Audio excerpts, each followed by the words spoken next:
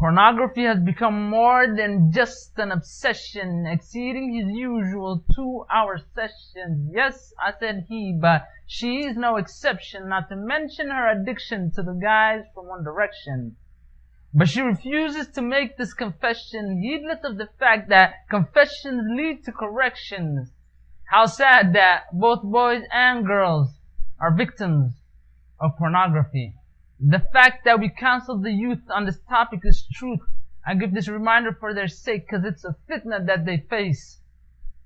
And I know that every day is another battle, but He did not test you with more than you can handle, so quit making excuses.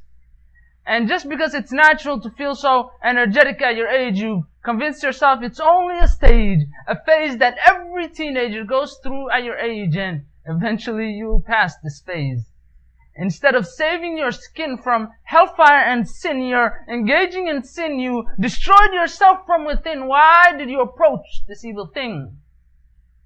You committed this crime all the way throughout your night, and even if you watched it for 5 minutes, there was an eyewitness, so ask for Allah's forgiveness. But no, you're happy that you finally released your sexual desires, and it didn't even require the opposite gender either. But there were a few problems that arose with the path that you chose. You surrendered yourself to chronic fatigue because you deprived yourself of your much needed sleep for the sake of watching pornography scenes. And now, your addiction's getting worse. You always want to be near the opposite sex, whether virtually or physically, so you can view their body parts unlawfully. He should have been doing something productive. But instead, he's in bed being misled by his hand held when his hands held his means to Jahannam. His phone has hurt his spirituality. Under the cover of the night, in the darkness of his room, he committed these atrocities. Porn has given him unrealistic depictions of how women should look and be treated based on his addictions. Marriage has no value to him since this addiction. Nothing is good enough for him anymore. No woman can satisfy him because he virtually had sex with every woman he's ever wanted. And she, well, she's not exempt from this either.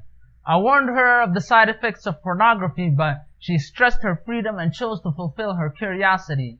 She watched every one of her sexual fantasies get played out in the secrecy of her room, you see. She lost her decency as she watched all this indecency decently. Did you know your eyesight belongs to Allah?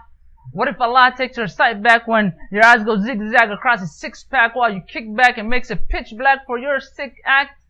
That's how easy He can fix that. And yet, men and women claim they haven't contributed to the pornographic industry. You see, for pornography to be marketable, you had to help make it possible. By every click, you're endorsing their actions, heedlessly approving their evil transactions until their corporation becomes so huge that some of your children grow up to work for this association. I can already feel the desperation. Unknowingly, you help fuel the economy of the pornographic industry. And you said that you would eventually grow up from this pornographic cage and go backstage to open up a blank page, but you went from teenage to old age and you're still caged in the same stage you said was just the phase. But I guess you can't control yourself anymore. I guess freedom ain't so free when you're being imprisoned by your own desires, huh? You are enslaved by this industry. And to restrain a tongue that caused them their pleasure and pain, that's why you were given a brain. She's on top of her game. Even the angels know her name. She's this world's Hur al-Ain.